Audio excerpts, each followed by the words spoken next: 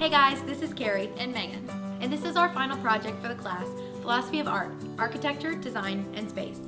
Throughout this 3-week class, we have been learning and discussing the relationship between aesthetics and our values. We have looked at how different architectural movements, elements of design, and the intention of space can communicate to us and affect how we live our daily lives.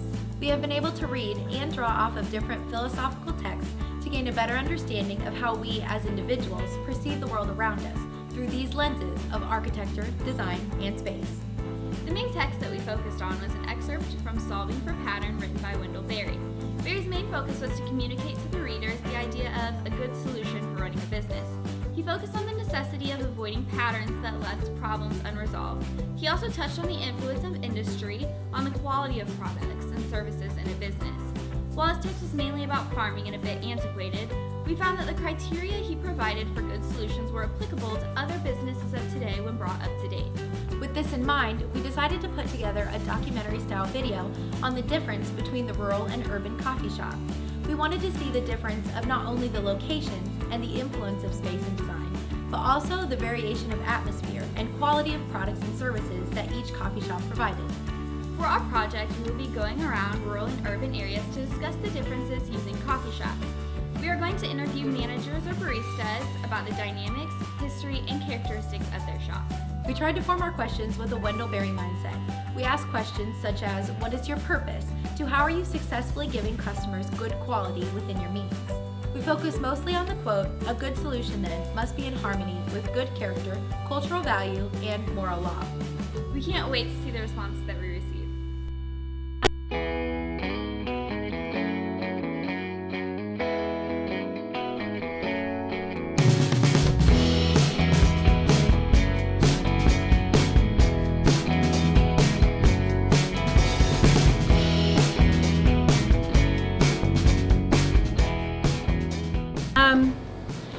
As a business, as Joe's, I feel that everything that we do here supports the college's statement, their belief pattern, which I feel even when we have community come in, we meet the needs that maybe that they're not seeking but they find here.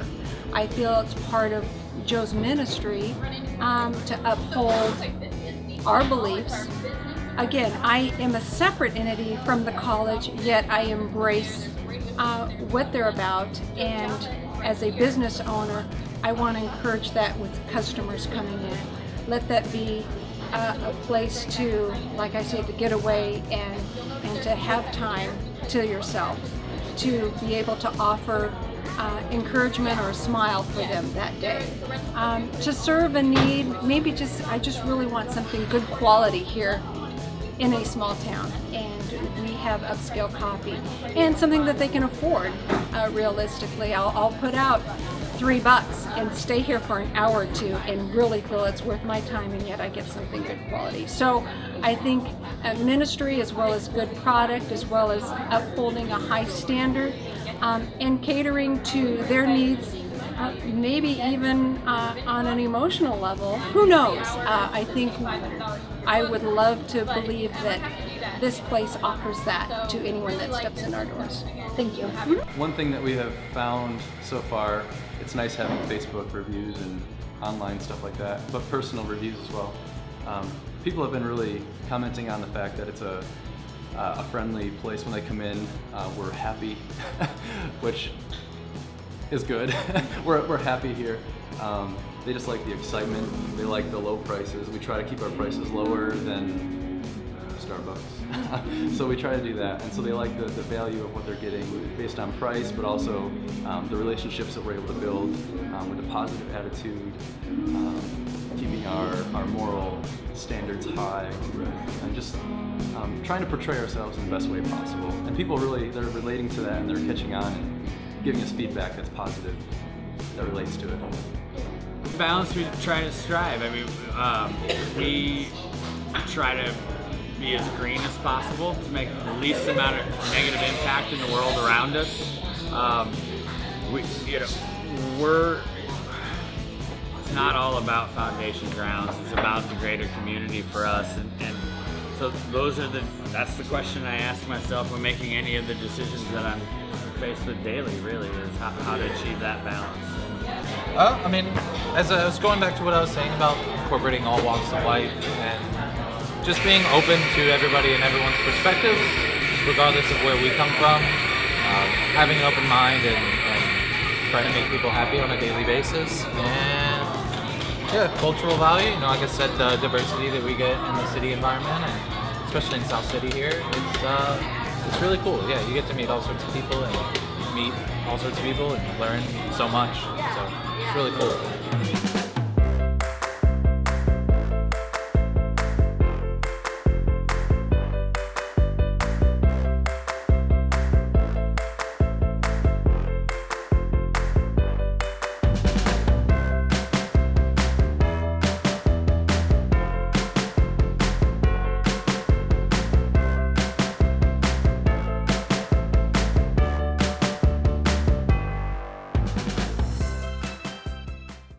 So how do you feel like this coffee shop or this type of shop is successful in an urban setting rather than in a rural setting? So I think, well, our particular theme works better in an urban setting than in a rural setting, just because of, not to like generalize like small town mentality, but I come from a small town and like this would not fly in my hometown. So, you know, because we're all about being super accepting of everybody, no matter their sexual orientation or their gender identity or kinks or not kinks or whatever. So it's not necessarily something that doesn't happen in a rural setting, but something that's not really talked about or openly, really. So.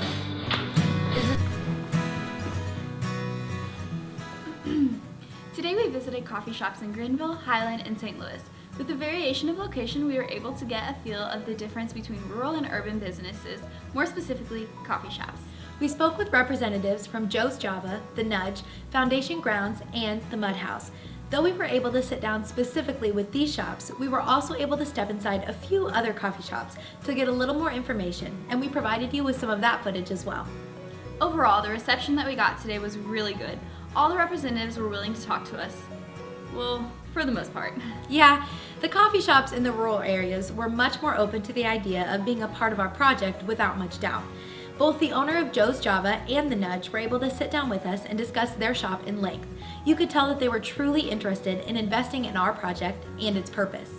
While both Foundation Grounds and the Mud House were more than willing to talk with us and met with us under very short notice, they kept their answers more limited and didn't seem as invested in their contribution. We want to note, however, this wasn't necessarily for lack of desire, but rather due to the fact that the urban shops were much busier and saw a constant flow of customers while we were visiting. Although there were more employees in these businesses, the demand pushed the limits of the staff, so the urban business owners weren't able to talk with us as long as the rural contributors. In this context, our findings supported what Barry was trying to portray in his reading, Solving for Patterns. The increased demand of the city was a problem that was not necessarily solved by meeting the demand with more employees. In support of Wendell Berry's text, there is something to be said about staying small.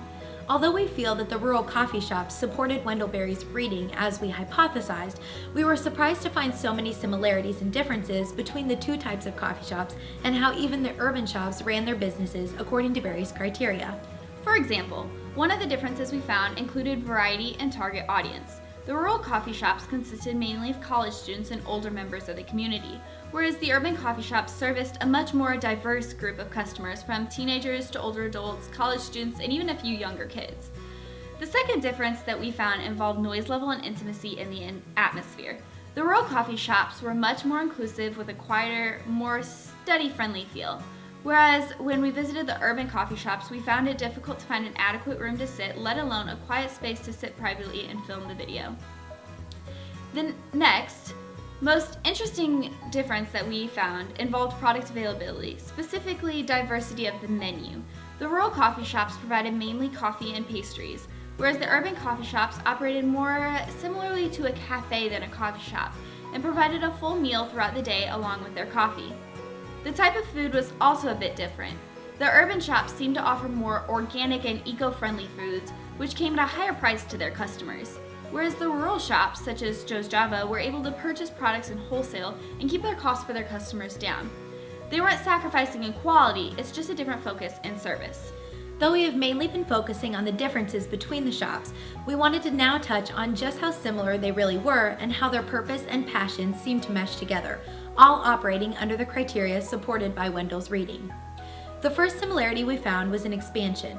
All of the ones that we visited were content with their size and locations. The businesses felt that they fulfilled their purpose and were satisfied with how their coffee shop was serving their community in its current state. The second similarity was in the purpose of both the rural and urban coffee shop. Both wanted to provide a friendly, homey, inclusive space for people to come.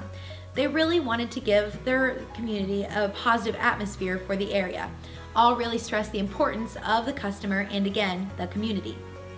Finally, one of the most obvious similarities we found was with quality.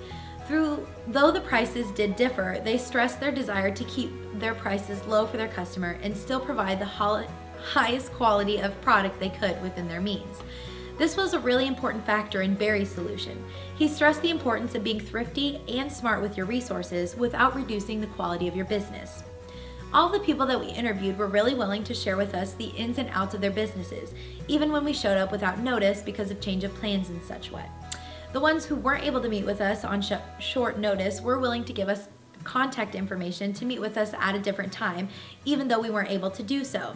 A couple of the coffee shops also catered to us, asking if we wanted anything before we left or while we were waiting, and made sure that we were comfortably seated, and even offered to turn down the music for us in the shop to make sure that it didn't interfere with our video.